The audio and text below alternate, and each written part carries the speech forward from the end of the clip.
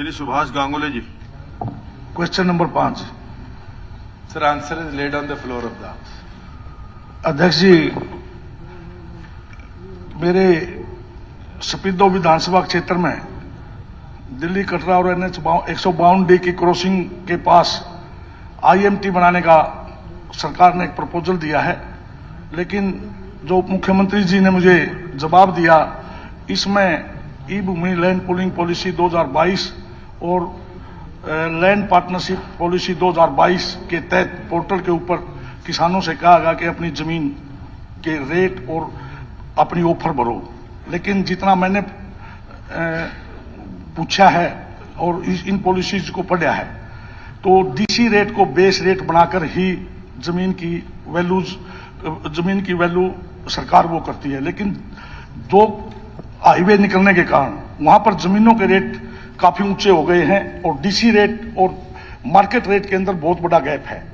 तो मैं तो उप मुख्यमंत्री जी से और सरकार से इस बात से का निवेदन करना चाहता हूं कि इनके जो रेट हैं, वो जो बाजार का जो रेट है उसके हिसाब से किसानों को बाजार के रेट के हिसाब से रेट दिए जाएं, न कि डीसी रेट को बेस बनाकर रेट दिए जाएं।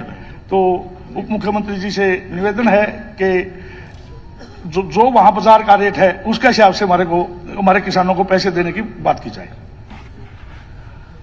माननीय अध्यक्ष महोदय, माननीय सदस्य ने जो बात रखी है, जिसके अंदर 152D और KMP के बीच में, जो 152D और जम्मू कटरा हाईवे के बीच में सफीदो विधानसभा क्षेत्र के 2 साइट्स को सरकार ने चिन्हित किया है। एक 2000 एकड़ की साइट है, जिसमें खरगादिया की 440 एकड़ हमने प्रस्तावित करी है, दातरथ की 1080 एकड़, जामनी की 315, खेड़ी तलोदा की 150 और अमरावली खेड़ा की 15 एकड़ का एक हमने रेडियस बनाकर एक नया उद्योग क्षेत्र वहां स्थापित हो, उसके लिए प्रस्ताव डाला है। दूसरी साइट जामनी की 890 एकड़, बुरान की 610 एकड़ और अमरावली खेड़ा की 300 एकड़, इसका रकबा लिया है। ये कुल 1800 एकड़ का है। इसके अंदर 2 विषय आपने रखे। पहली चीज तो अब तक सरकार के पास 354 प्रस्ताव आ चुके हैं लोगों के ई भूमि के अंदर, जो लोग अपनी जमीन सरकार को देना चाहते हैं। अब विषय आता है ई भूमि और लैंड पूलिंग का और कलेक्टर रेट और मार्केट रेट का। ई भूमि के ऊपर अध्यक्ष महोदय, मैं सारे विधानसभा के संज्ञान में लाना चाहता हूं, कोई कलेक्टर रेट या इस तरह का रेट प्रस्तावित नहीं है। किसान अपनी जमीन की वैल्यूएशन खुद भरता है और उसको हमारे सेक्रेटरीज की एक कमेटी है, वो देखती है कि फिजिबल है या नहीं है।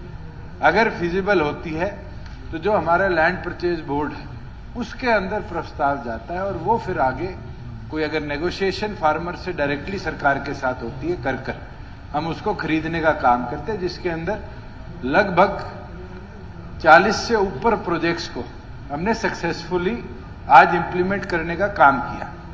वहीं लैंड पूलिंग पॉलिसी 2022 की बात है।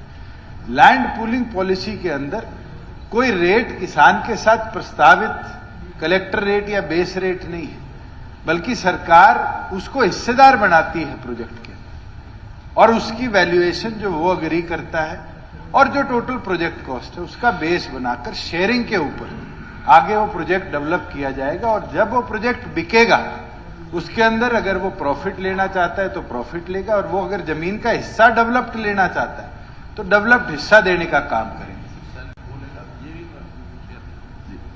जॉइंट वेंचर करेगा तो शेयर लेगा और वो जमीन का हिस्सा लेगा अगर पूलिंग करेगा। और जहां बात आती है कलेक्टर रेट, हमारी सरकार ने 4 साल में निरंतर कलेक्टर रेट रिवाइज किया है और अब उसका ऑटोमेटेड मैकेनिज्म भी हम जल्द लाने वाले हैं, जिसके अंदर रेगुलरली लैंड परचेज और सेल जब होती रहेगी ग्रामीण और शहरी क्षेत्र के अंदर, और जिस रेशो पर लैंड परचेज और रजिस्ट्रियां होगी उस रेशो पर कलेक्टर रेट भी निरंतर रिवाइज होगा।